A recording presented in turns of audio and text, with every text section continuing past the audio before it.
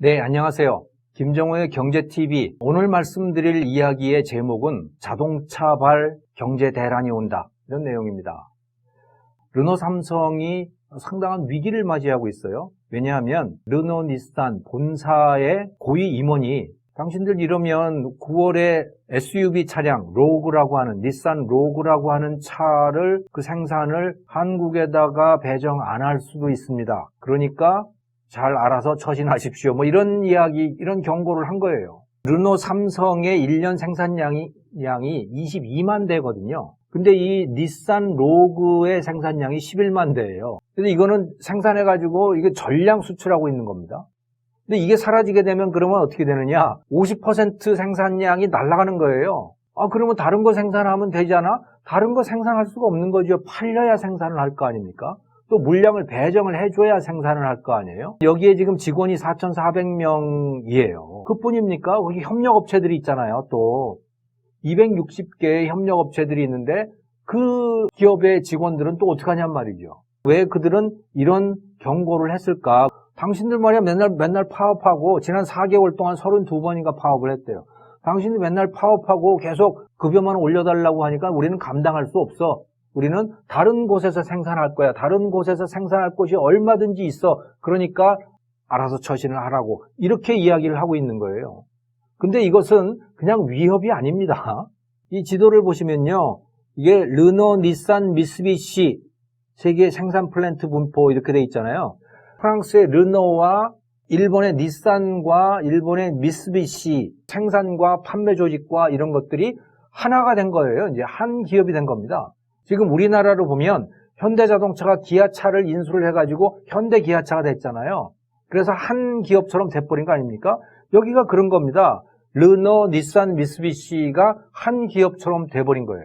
이 점으로 찍혀 있는 데들이 있죠. 이게 뭐냐면 전 세계 생산 플랜트들이에요. 공장들인 겁니다. 이게 122군데가 있어요. 그 중에 르노 삼성도 하나 있는 겁니다. 122군데 중에 한 군데일 뿐이에요. 닛산 로그는 당신들이 생산해 하고 이렇게 배정을 한 거죠. 그런데 파업을 하느라고 여기서 생산 차질이 빚어지고 이러면 어떡하겠어요? 당연히 다른 곳으로 빼죠. 그렇게 안 한다면 그 경영자가 뭔가 잘못하고 있는 거죠.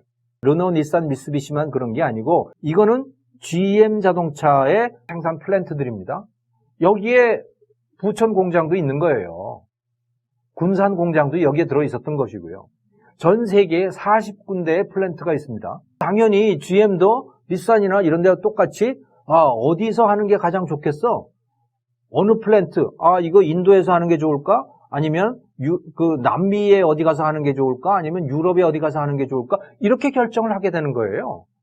이건 현대자동차도 마찬가지죠. 이건 현대자동차의 전 세계 플랜트들이고요. 이게 유럽에 있는 자동차 생산 공장들의 분포예요.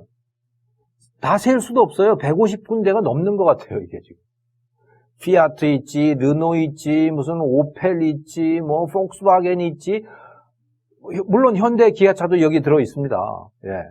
전체 보니까 자동차 생산 공장이 150군데가 넘어요. 자, 여기서 파업을 한다고요? 당장 생산 물량이 빠지죠. 거기서 생산하라 그러겠어요? 생산 차질이 오고 코스트가 높아지고 당연히 그러는데 자동차 기업들이 생산 물량을 어디서 생산할 것인가를 결정을 할 때 한국에서 반드시 해야 돼 이런 게 없어요. 수많은 공장들을 놓고 여기가 좋을까? 여기가 좋을까? 생산성과 노무비, 임금과 이걸 다 따져가지고 최적의 입지를 고를 수밖에 없다는 거예요. 그런 관점에서 보면 한국은 굉장히 불리한 상황인 겁니다. 왜? 시장하고도 별로 가깝지 않고 또 급여는 매우 높고 생산성은 오히려 낮아졌고 이런 상태가 되어버린 거예요. 이제 노동자들도 글로벌화된 관점에서 자신들의 위치를 파악을 해야 되는 겁니다. 이런 관점에서 봤을 때요. 한국인들이 자동차 산업에서 경쟁력을 가질 수 있는 분야는 연구개발 분야입니다. 기사에서 보실 수 있듯이 말이죠. GM 코리아에서 R&D 센터는 따로 분리를 하겠다고 그랬잖아요. 분리를 시켜버렸습니다. 그래서 생산하고 연구개발은 분리를 시켜버린 거예요. 법인을 따로 분리를 시켜버렸어요. 왜냐? 생산 분야는 한국이 이제 경쟁력이 없어요. 한국 노동자들이 생산성이 높은 것도 아니고, 그런데도 오히려 노임은 지나치게 높아요. 그런데 R&D, 연구개발은 한국의 연구원들이 연구개발 능력도 높은 데다가 임금도 그렇게 높지 않은 거예요. 전 세계적으로 능력 있는 R&D 연구원들의 급여에 놓고 보면 한국의 급여가 그렇게 높지 않은 겁니다. 그러니까 한국은 이제 여기 R&D 센터로 가는 거야.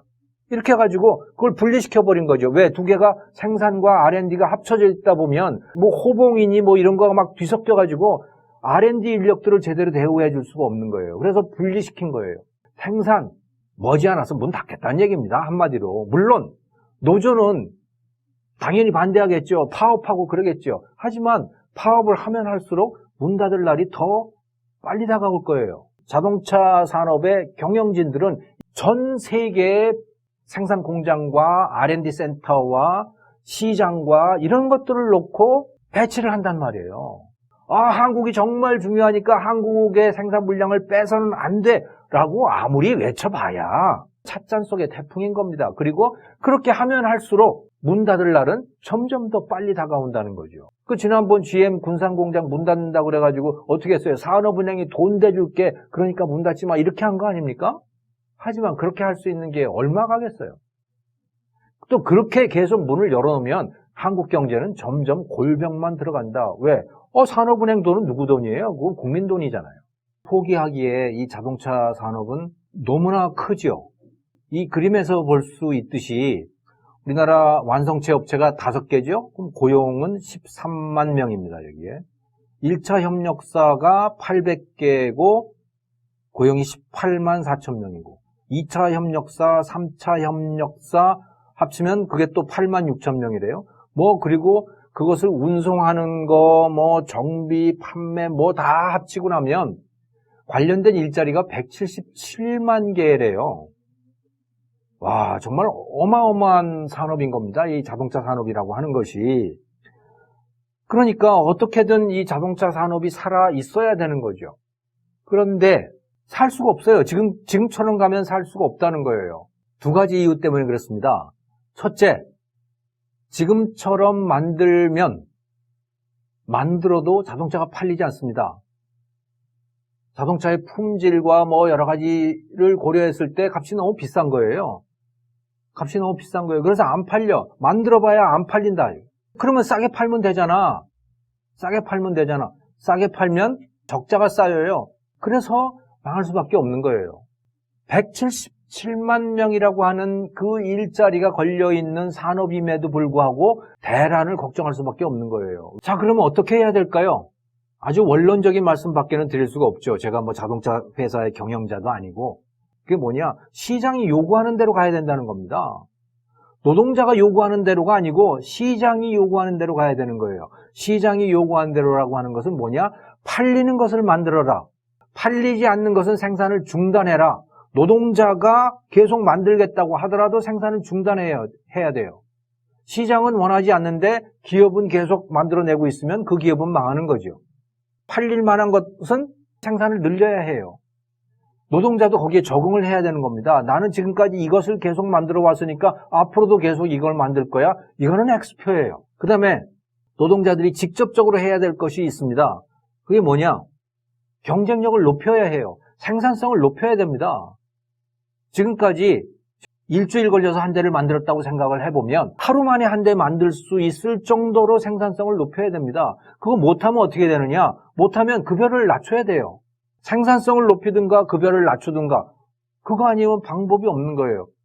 그런 거 못해 하고 파업을 하잖아요. 그럼 어떻게 돼요? 그게 자동차 대란이에요.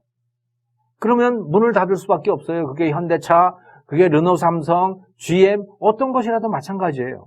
아마도 경영자가 그 플랜트의 가동을 멈출 것이고요. 글로벌 기업이라면. 만약에 그 플랜트의 가동을 멈추지 못한다면 어떻게 될 것이냐? 그 기업은 부도가 날 거예요. 지금 우리나라의 자동차 산업이 이런 위기를 눈앞에 앞두고 있어요. 이런 상황을 잘 모르는 것 같아요. 또는 모른 척 하고 있는 것 같아요. 그러면 결국 우리 앞에 닥치게 되는 것은 뭐냐? 자동차 기업들의 부도이고 그걸로 인해 가지고 177만 명이라고 하는 관련된 종사자들이 재앙을 맞이하게 되겠죠. 저는 그렇게 되지 않기를 바랍니다. 감사합니다.